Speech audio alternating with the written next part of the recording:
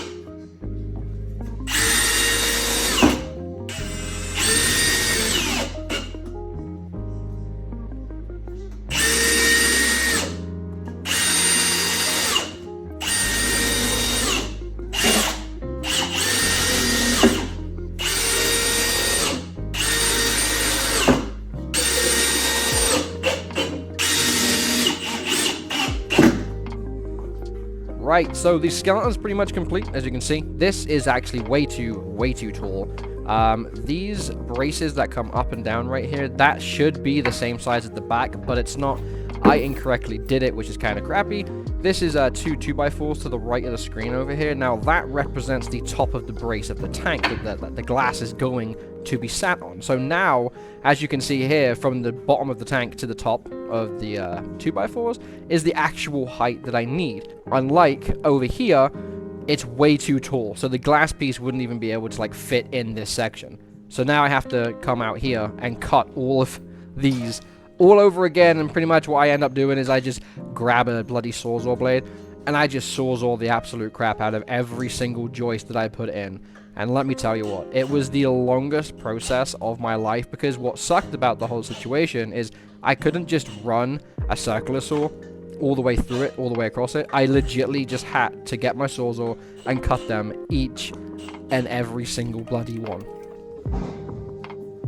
We're finally back here after correctly cutting the joists to the correct length, because like I said before, I didn't do the math. I didn't like take the 2 or 3 inches away from the top of the joists like an idiot. So now these are all the correct height. The glass is going to sit in the correct place right as it should.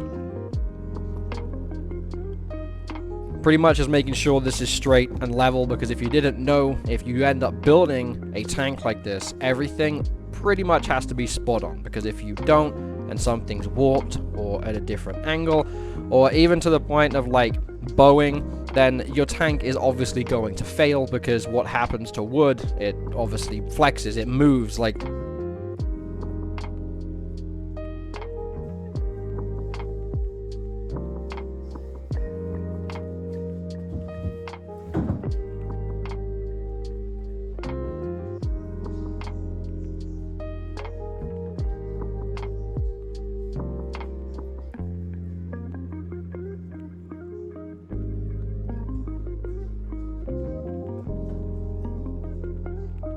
Yeah, I took my time with this section because, like I mentioned previously, it has to be pretty dead on. It can't be off, it has to be level, because, like I said, your tank's gonna weigh so much. And I, 100%, am super anal about how I do these things, because I like things level. I don't want to have 400 gallons of water go into my brand new finished basement and then completely ruin everything else that is in my basement, along with, you know, my fish tank. So here is a very crucial detail to building the tank. You have to make sure everything is square, it's plumb, and correctly secured. I did, in fact, put, I think, maybe 8 screws just in this, like, 3-foot section here of this side support, because I'm putting another piece of glass right where my head is right now, because I'm having a front viewing panel and a side viewing panel.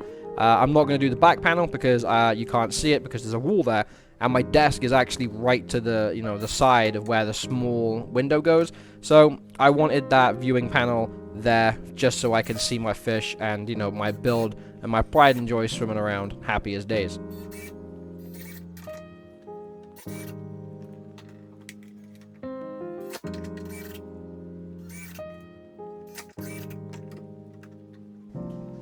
The little grippy thing that I have on the corner of the back wall and the side window here where the panel's going to be going, that isn't exactly like, you know, holding that together because it's warped. It's holding it together because these walls weigh a lot. And it was really hard for me to kind of grab them both together and sink a screw at the same time, because I'm using, like, I would say, I think 6 or 7 inch screws. So it's kind of hard to put it on the end of the screw and screw it in without it, you know, not biting and flying off and then me, like, hitting my knuckle on 2x4. So that little tool, highly recommend if you're going to do this and you want this build, go ahead and grab yourself for some of those, because they're so handy. They came in handy in the garage when I was, like, cutting 2x4s and all that kind of stuff. So it's not because my stuff's warped, it's not because it's not lining up, it's simply there just to hold it so I can straighten everything out so I can start sinking screws the correct way.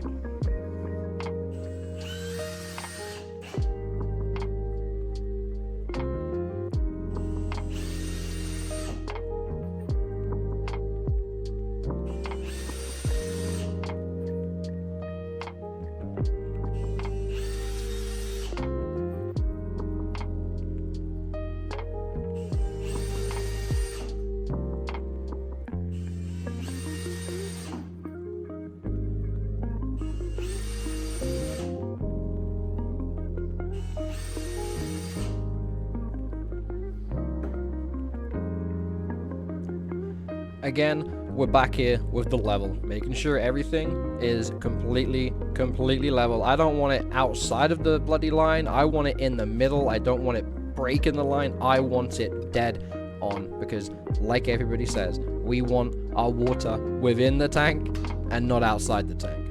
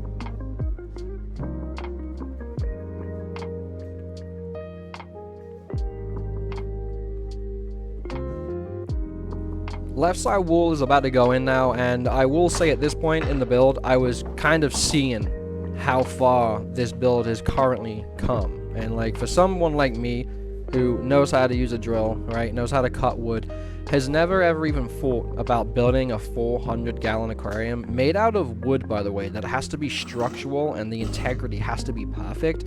For me, at this point, it was all coming together. I was getting so excited with how far the progress came, and I'm not gonna lie to you.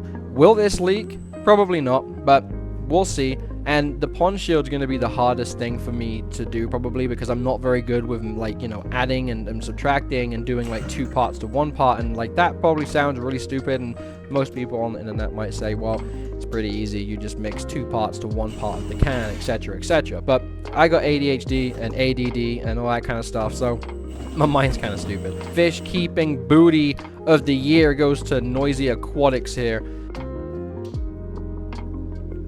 And this is how I know it's pretty solid. I weigh like 220. This thing ain't even moving, ain't budging. It's not wobbling, you know, on the braces on the bottom. The cement blocks aren't moving. This thing's level, and I know that I don't weigh 3,000 pounds or whatever it is, because that is literally how much 400 gallons of water weighs. But it kind of gives me a little bit of security that this build so far is going the way it should, and it is structurally stable.